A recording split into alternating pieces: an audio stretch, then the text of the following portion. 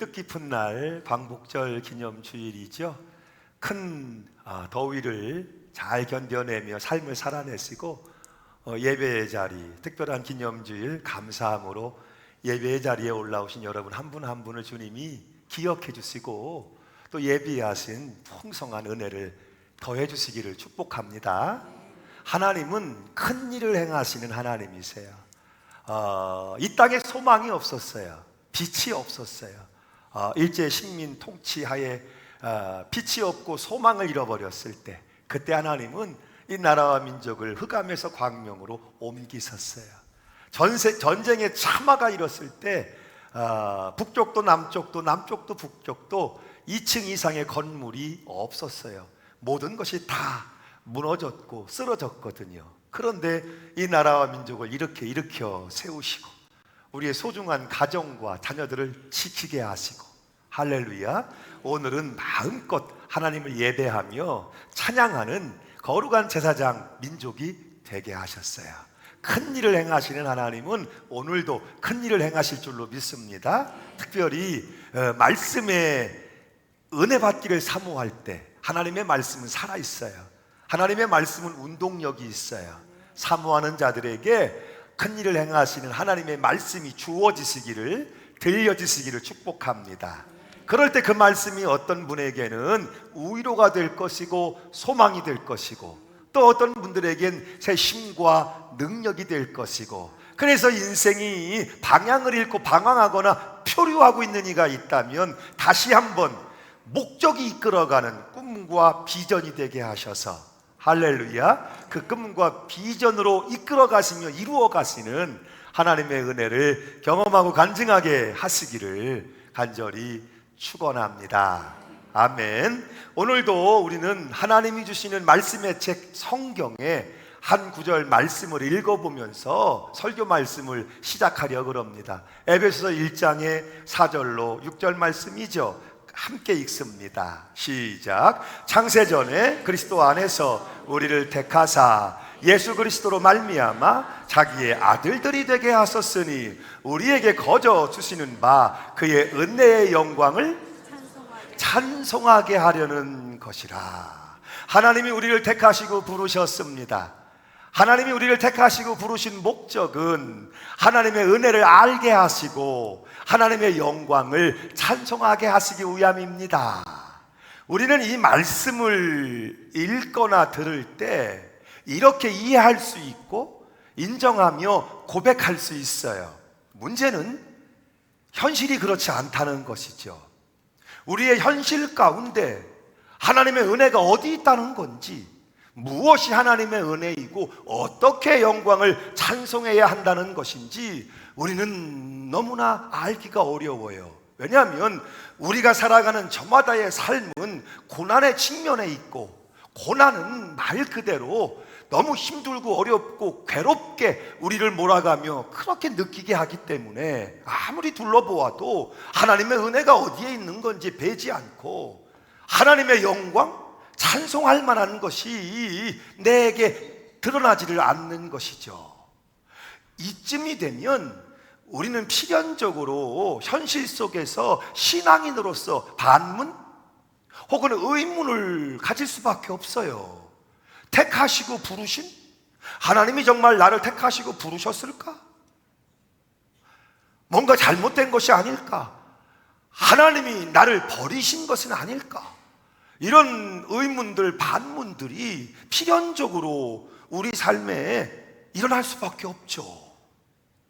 그때 있어야 할 것, 그때 꼭 필요한 것, 그것이 바로 믿음입니다.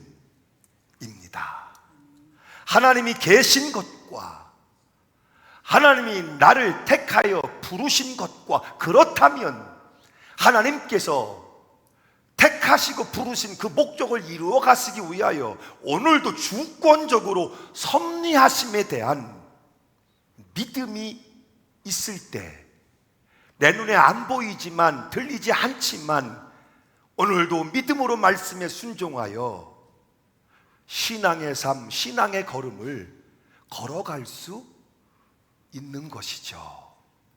하나님이 우리를 택하여 부르셨어요. 어느 날 예수님 갈릴리 바닷가로 나가셨어요. 찾아가신 거예요. 그물질했으나 수고했으나 헛수고하고 돌아와 빈금을 싣고 있는 베드로를 부르셨어요. 나를 따라오너라. 다메섹 도상 예수 믿는 자를 잡아들이기 위한 공문 조서를 가지고 가던 바울을 예수님이 찾아오셨어요. 사울아 사울아 네가 왜 나를 핍박하느냐 하며 그를 부르셨죠.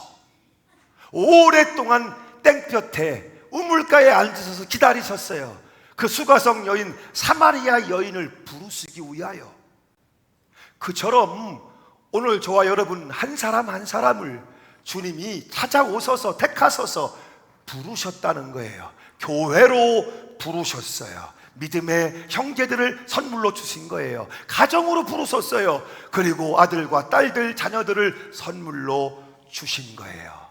그 택하심과 부르심의 목적, 하나님의 뜻과 계획하심을 주님은 지금도 이루어 가십니다. 순간순간 우리 눈에는 아브라함이 그랬던 것처럼, 다윗이 그랬던 것처럼 고난만 보이고 어려움만 보여서 택하시고 부르시고 은혜를 알게 하시고 영광을 찬송하게 하시리라, 그렇지 않은 것처럼 느낄지도 모르지만, 그러나 하나님은 하나님의 때가 되면 반드시 우리를 부르신, 우리 삶을 계획하신 그분의 뜻을 이루실 것이고 성취하실 것이고, 그 순간 아하 하나님의 은혜로다 라는 것을 깨달아 알게 하실 것이고, 저 아브라함이 전능하신 여호와 하나님을 찬송했던 것처럼 그 고난의 현장을 지나며 마침내 위대한 왕의 자리에 앉으며 먼저 다윗이 입을 열어 하나님을 찬송하게 하셨던 것처럼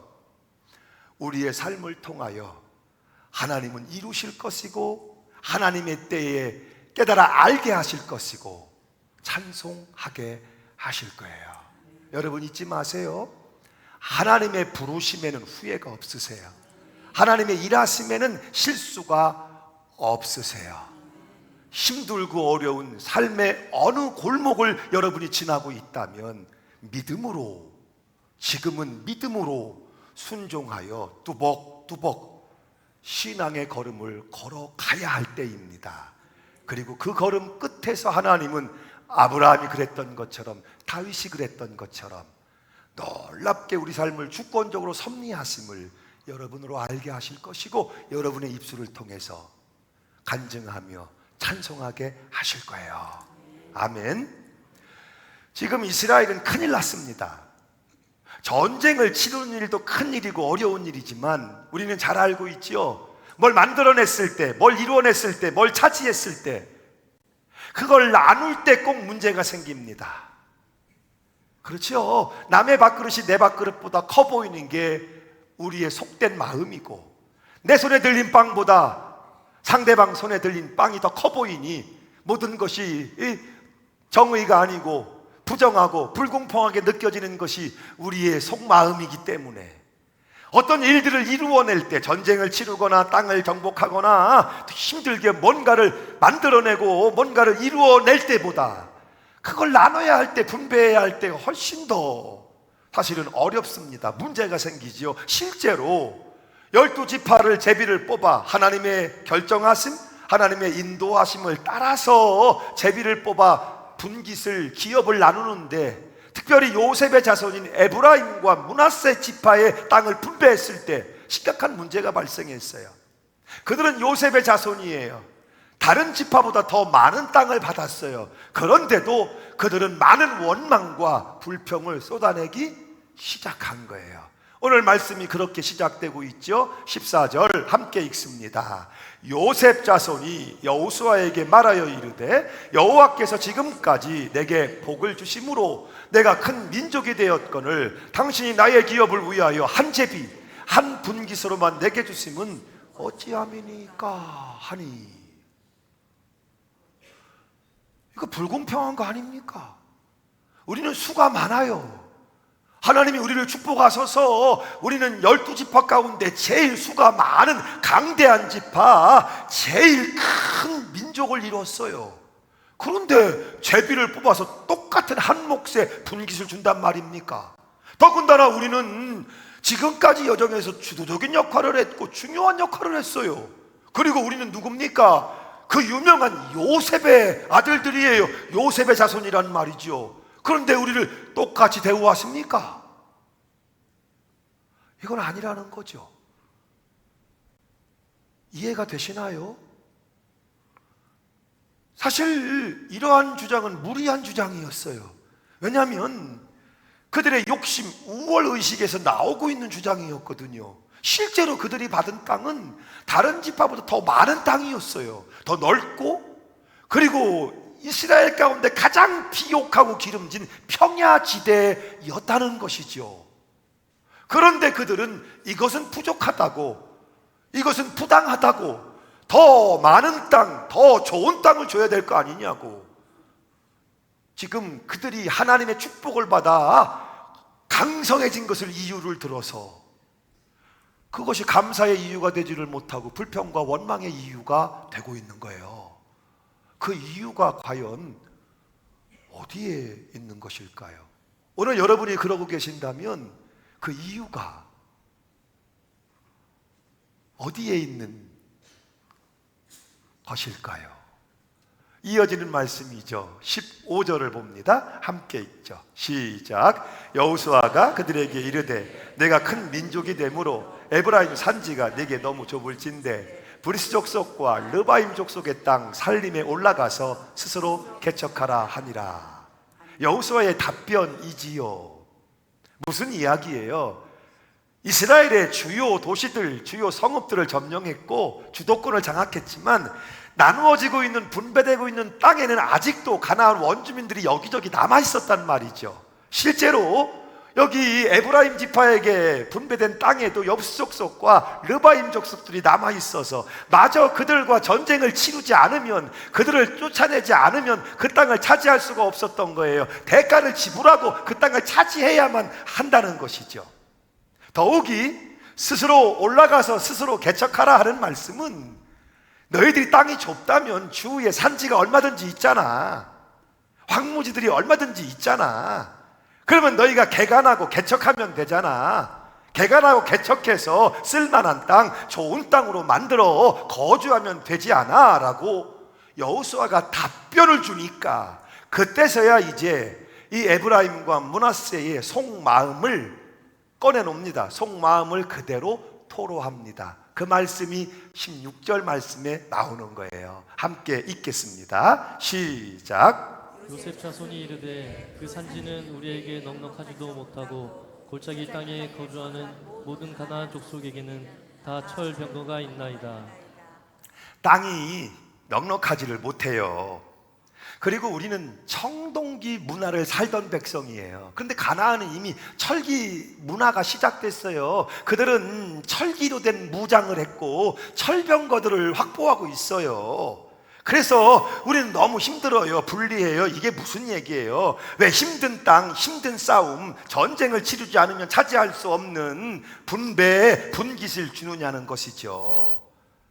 수고하고 노력하여 그 땅을 차지해야 할 것이다 라고 말씀하지만 나는 수고하고 싶지 않고 땀 흘리며 피 흘리며 전쟁을 치르고 싶지 않고 대가를 지불하지 않았으면 좋겠어요. 기왕이면 가나안 족속이 없는 땅, 비어있는 땅, 기왕이면 있어도 쉽게 점령할 수 있는 땅, 이미 잘 개간되고 잘 가꾸어져 있는 비옥한 옥토를 내게 주시면 안 됩니까? 그 이야기를, 솔직하게 말하면 그 이야기를 하고 있는 거예요.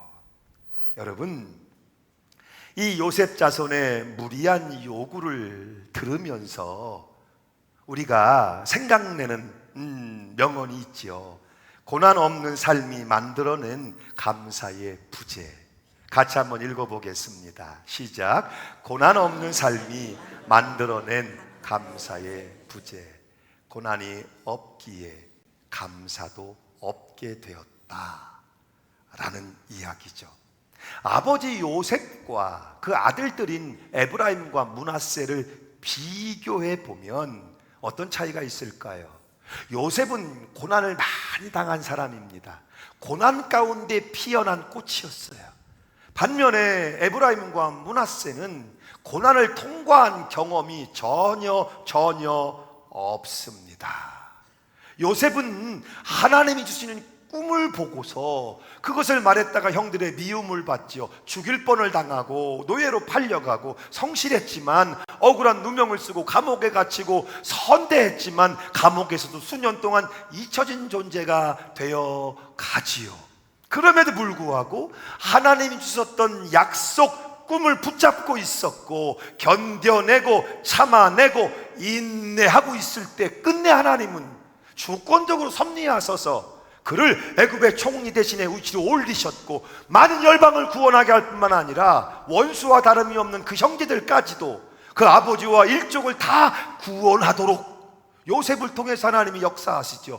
여러분, 바로 그 순간 자기를 죽도록 때리고 웅덩이에 빠쳐 죽이려고 하고 노예상인에게 팔아 넘겼던 다른 누구도 아닌 형제들, 그 형제들을 목전에 두고 요셉이 고백하는 것이 여러분 무엇이었습니까?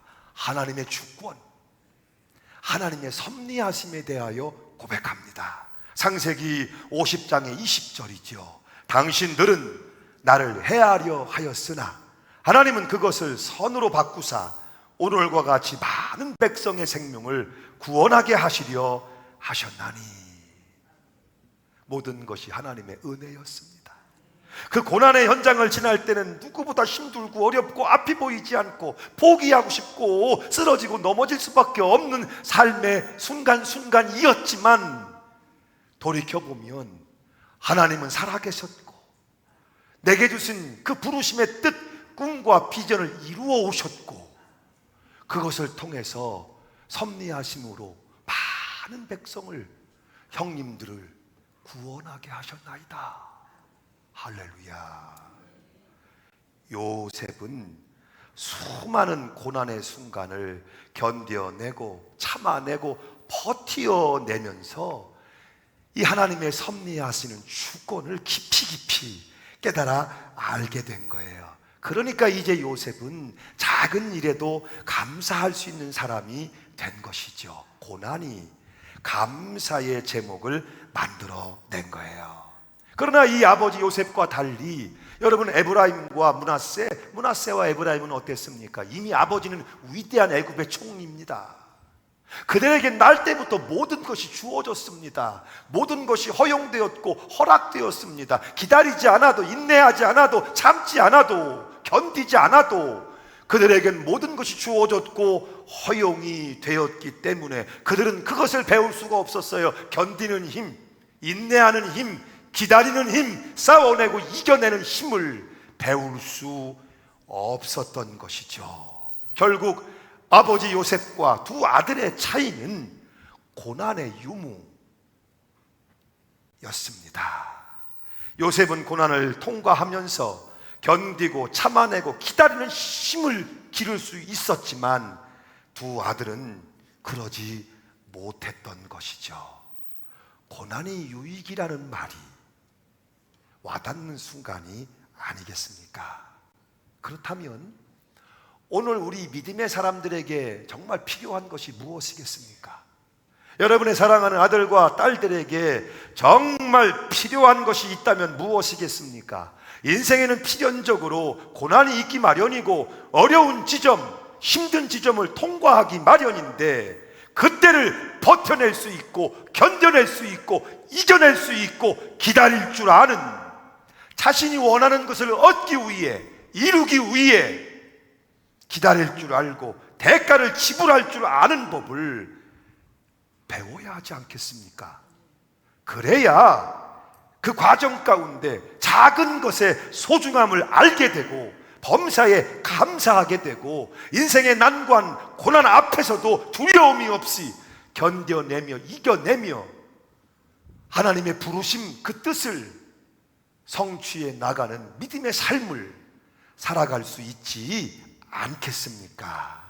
오늘 17장의 17절로 18절은 계속해서 말씀이 이렇게 이어지고 있지요. 함께 읽겠습니다. 시작.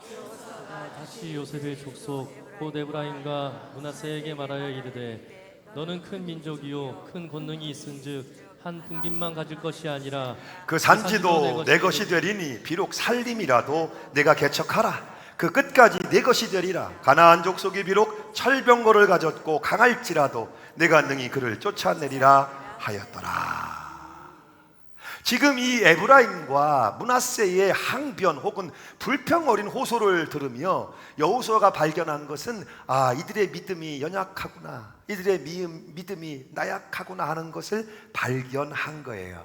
그래서 대뜸 너희는 큰 민족이다, 너에겐 큰 권능이 있다, 그들을 인정해 주면서 격려해 주고 있는 것이죠. 그러면서 뭐라고 덧붙입니까? 너희가 하나님을 믿는다면, 하나님을 의지하기만 한다면 그들이 비록 강할지라도 철병거를 가지고 있다 할지라도 능히 너희들은 그들을 이겨낼 수 있을 것이고 쫓아낼 수 있을 것이고 이 땅을 완전하게 성취할 수 있을 것이라고 확신을 주고 있는 거예요. 그럴 수 있는 이유는 여호수아가 그랬거든요. 여호수아는 그것을 삶으로, 믿음으로 경험했기 때문이에요. 전쟁 과정을 통하여.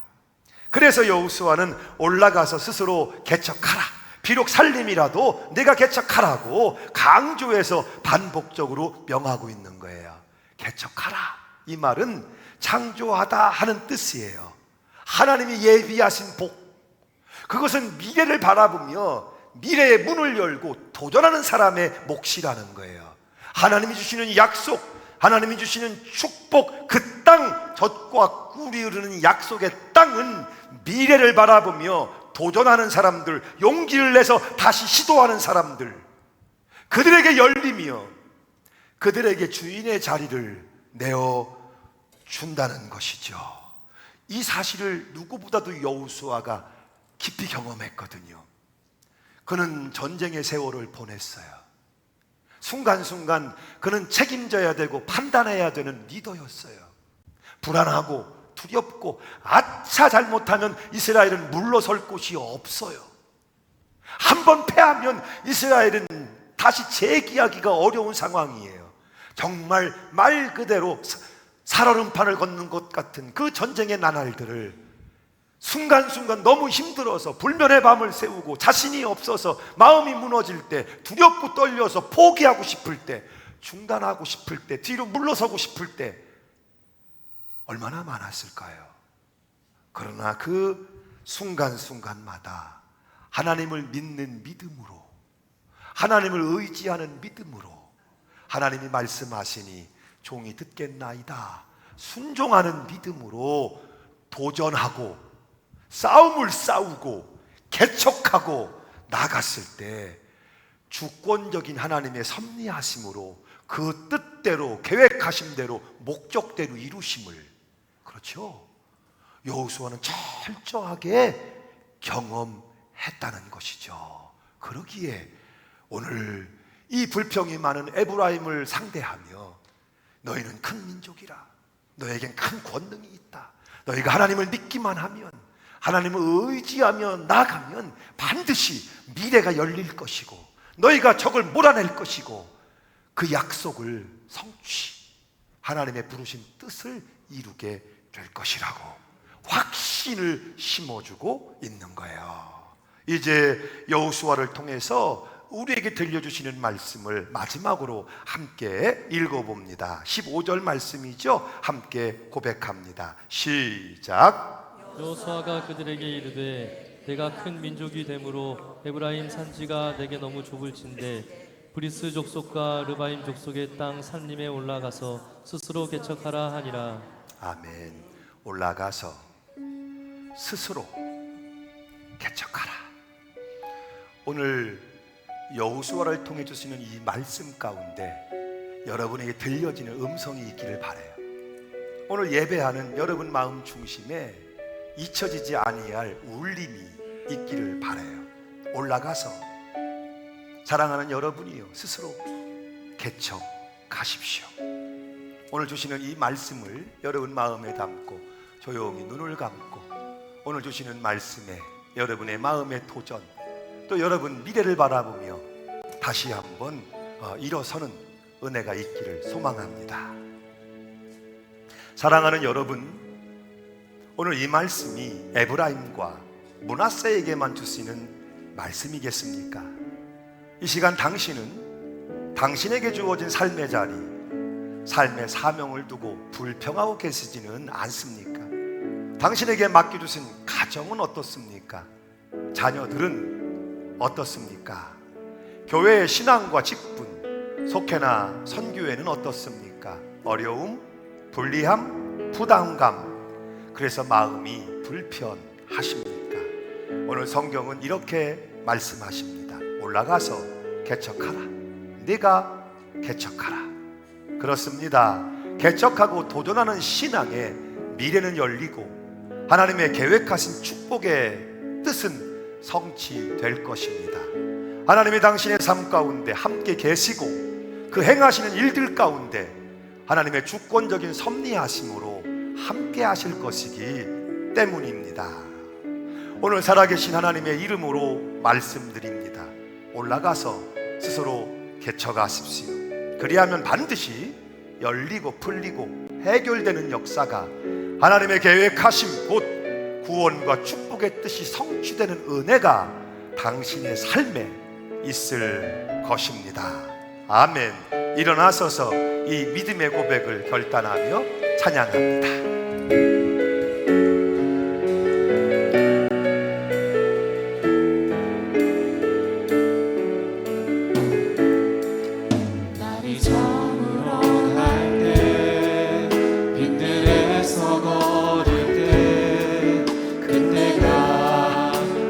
하나님의 내 힘으로 안 될 때, 내 힘으로 안 될 때, 빈손으로 걸을 때, 내가 고백해 여호와. 이래 우리 모인 이곳에, 우리 모인 이곳에 주님 함께 계시네. 누리네 아버지 은혜. 저는 떡과 물고기 내 모든 걸 드릴 때 모두 고백해 여호와. 주가 일하십니다. 주가 일하시네.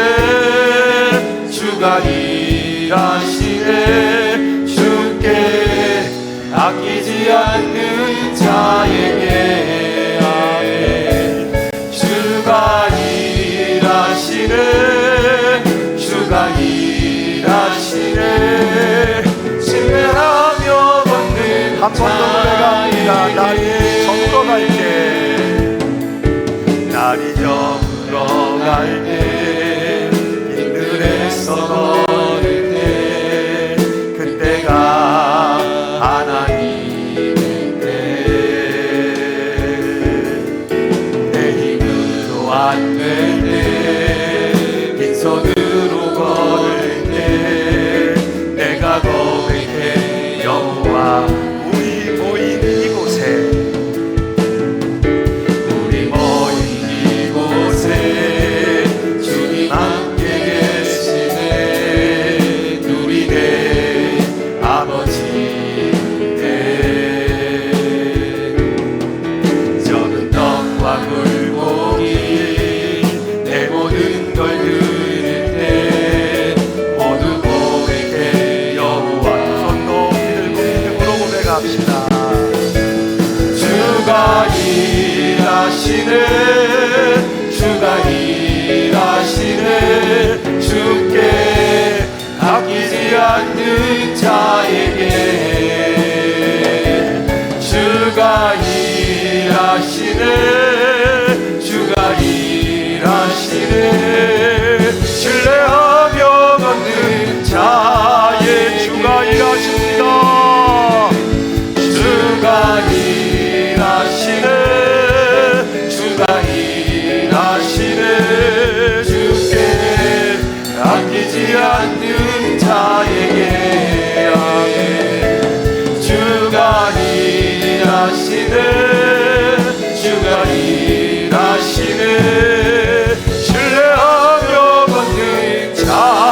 자에게 신뢰하며 걷는 자에게 두 손 가슴에 모으고 기도합니다. 하나님, 우리의 연약함을 아십니다.